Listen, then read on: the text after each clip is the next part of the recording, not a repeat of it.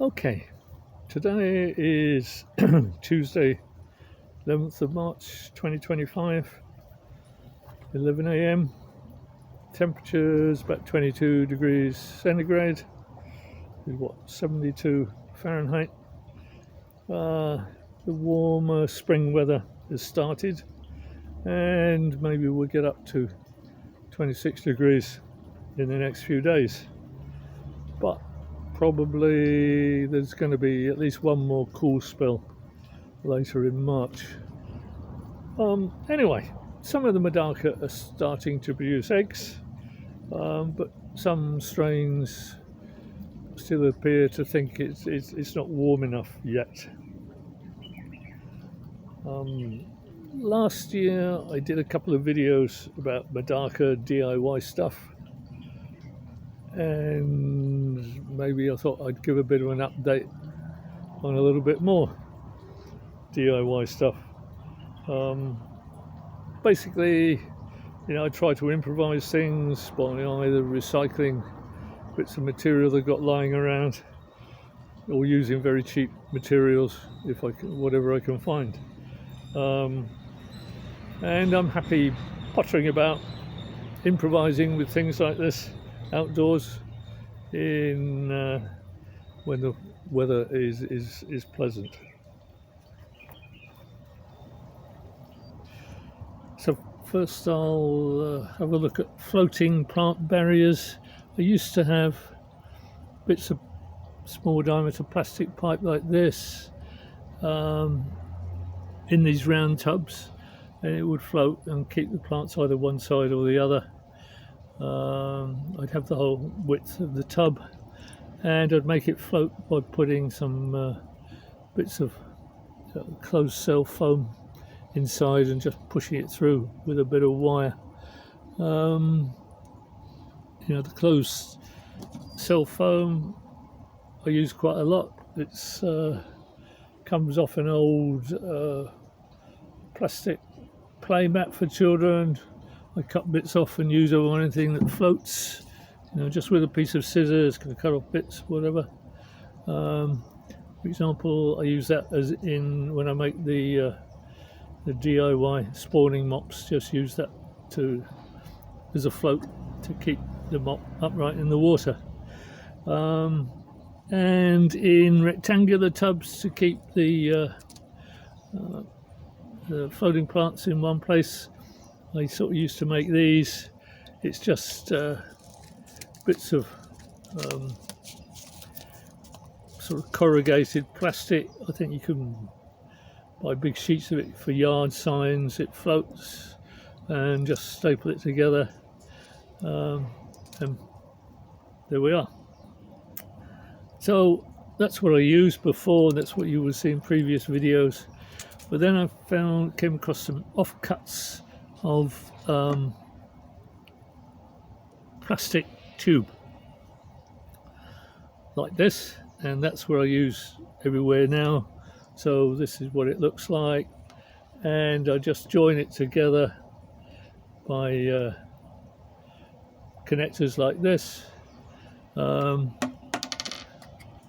then it keeps the air inside the tube, and it floats. And then you make whatever size you like, some large, some small, and that sort of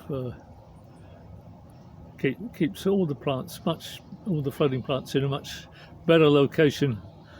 When I used to have sort of this, they go underneath or around the sides or whatever. These round ones are a lot easier. And I'll just show this bit.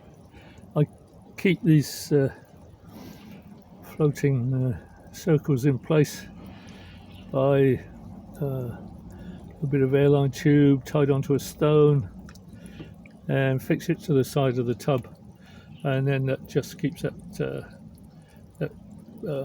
plastic ring positioned wherever I want it. Stops it floating about and gives the MEDAKA some space to open water space to swim around in. Now, soon be start of the spring breeding season. I'm going to use my previous method of hatching the eggs, which was like had a cut down yogurt pot with 2 notches cut out the top. It will just float within the hatching tub, and when the fry have hatched out and they get a bit bigger and they're ready to go out in the big wide world in this tub, they can just swim out through those notches in this bit of cut down yogurt. But most of these cut down yogurt pots, I've used them for some time. The plastic's starting to deteriorate. Ideally I'd like to sterilize them, but I don't think it's going to work very well, so I'm throwing those away. I've used them quite a lot, and now I just got some of these clear plastic. They work in the same way. Cut out a couple of notches and put them in, and they will just float at the surface, which means the eggs are reasonably close to the surface, so they've got good, well oxygenated water and it's close to the surface for the eggs, and gives the fry a bit of shelter just to stay in there until they're strong enough to swim out into the big tank. In a video about a month ago, I showed a large plastic tub, this one, that would look good as an ornamental MEDAKA tub. No brand name, very cheap, and I'm sure they're made of recycled plastic, and because they're so cheap, it's highly probable that the plastic is nowhere near being food grade. So if used as a MEDAKA tub, it's possible that toxins could leach out into the water, poisoning the fish. Someone suggested pond paint, but apart from the fact it's highly unlikely I could get it in my location, it looks to be very expensive anyway. So I tried putting a plastic liner in this tub to prevent the toxins leaching out. A couple of goldfish have been happy in here for a few weeks now, so it works okay, but the liner doesn't fit very well in a circular tub, and the top he's holding in place by, you can see these sort of translucent plastic strips are bolted on, so it doesn't look very good. I could try improving it, I suppose, but first I tried painting on a construction type of waterproof coating, which is generally called JS composite compound. There are various brand names, I think. It's a 2-part mix of liquid polymer and a cement-based special powder, and you mix it all up together and paint it on. Cheap, perhaps not that durable, but can be used for waterproofing inside potable water tanks, so should be fine for sealing inside a MEDAKA tub. I've left this coating to cure for a couple of weeks now. You can see it's a light grey colour, it's sort of got a texture on it. I left it to cure for a couple of weeks, and now I'm going to fill it up with water and put a few fish in, and I'm reasonably certain that it's going to be fine as a MEDAKA tub.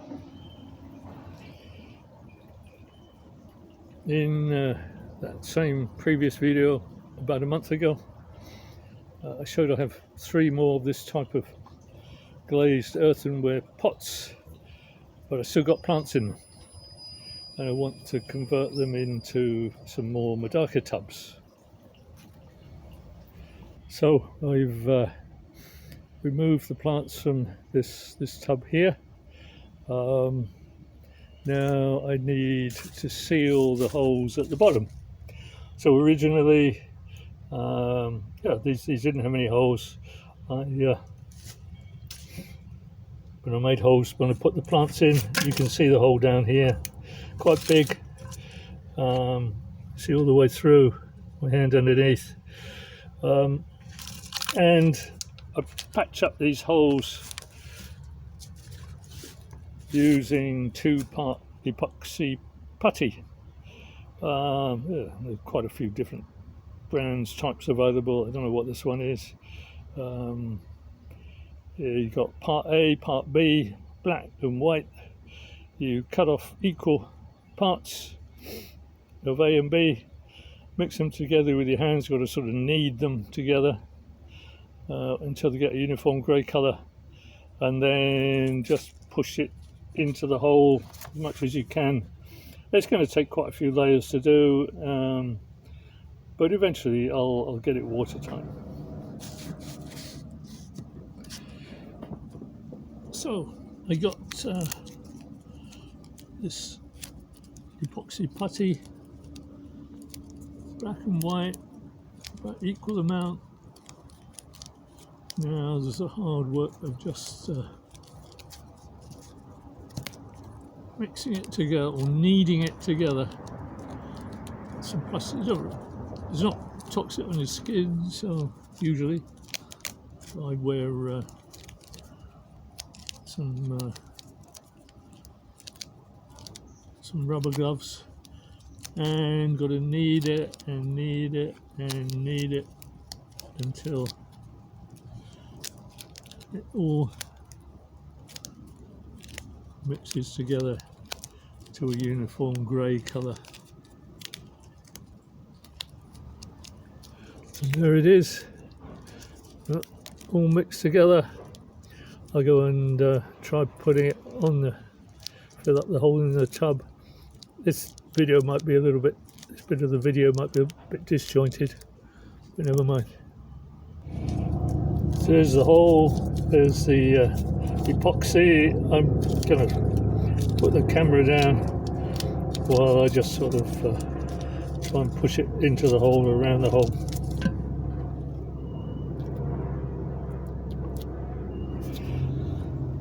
So that's the first layer on. From inside, I've sort of roughened up the top of that layer, so I can probably put another thinner layer over the top, and the roughening it up will help to give it a key for the next layer. And this is from underneath the tub. Again, I've sort of flattened it off a bit but roughened it up so I can put a thicker layer underneath at the bottom of the tub. I'll just add some of this 2-part epoxy. Will go hard or go off in about 10 minutes. Others maybe give you up to half an hour. I think this one goes off quite quickly, so you've got to work very fast. So this is the bottom final coat, final layer of the epoxy, and this is the top final layer of the epoxy putty. Now I'll just fill up the tub with water and see if it leaks. So I've filled it up with water. Now see whether it leaks or not. Leave it for a day. If there are no leaks, then I can use it. If there's a leak, I'll put another layer of epoxy putty over the top. So that's it. I've got 2 more pots like this, which are still got plants in them. Maybe next week or the week after, I might try and convert those to MEDAKA tubs as well. And finally, up to now I've used these small cheap sponge filters in my tubs, mainly to give aeration, but also a bit of surface area for beneficial bacteria to grow on to deal with ammonia. However, I've had a hair algae problem, and some of the hair algae filaments appear to get right inside the sponge. And even when I sterilize the sponge by soaking it in hydrogen peroxide for several days, it seems it never completely kills the algae.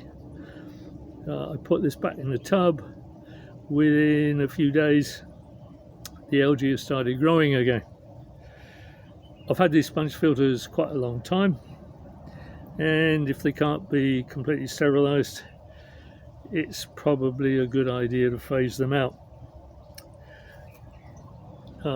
As I say, had it a long time, yeah, maybe now's the time to change to something different. And what we're going to change to is DIY box filters, something like this.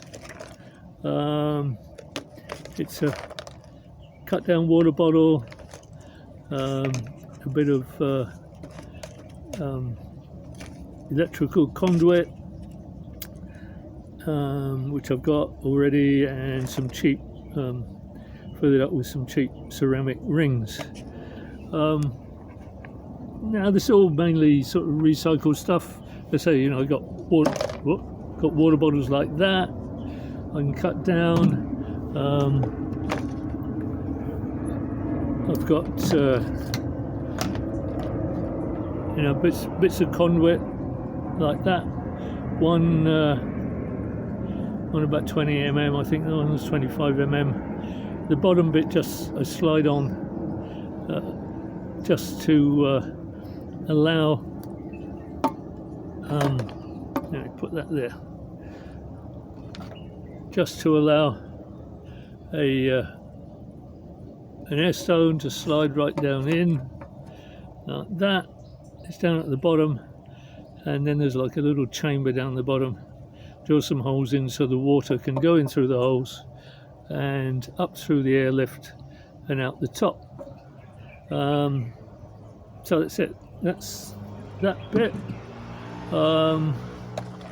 And then just a bit of tied together. There's a zip tie holding that on. There's a zip tie holding on the airline tube, and a bit of old sponge just to stuff in the top, just to keep it all together, stop any fish getting trapped inside, and away we go. So eventually I'll be making these. I'll collect bottles over a period of time and phase out the sponge filters and start using these box filters. I can make some smaller ones for the smaller tubs, but I mean this one is good for at least a 40 litre 10-gallon tub with no problems. And so nearly all of it is recycled stuff, apart from maybe the air stone and some very cheap ceramic rings, or you can even use, you know, like large aquarium gravel. Will give a surface area for the beneficial bacteria to grow on. So that, I think, is about enough DIY. These box filters like this, there are quite a few YouTube videos showing DIY box filters. You can adapt it, you know, whatever materials you've got available. But that's enough DIY stuff for now. As usual, the video has turned out longer than I expected, but never mind. Okay.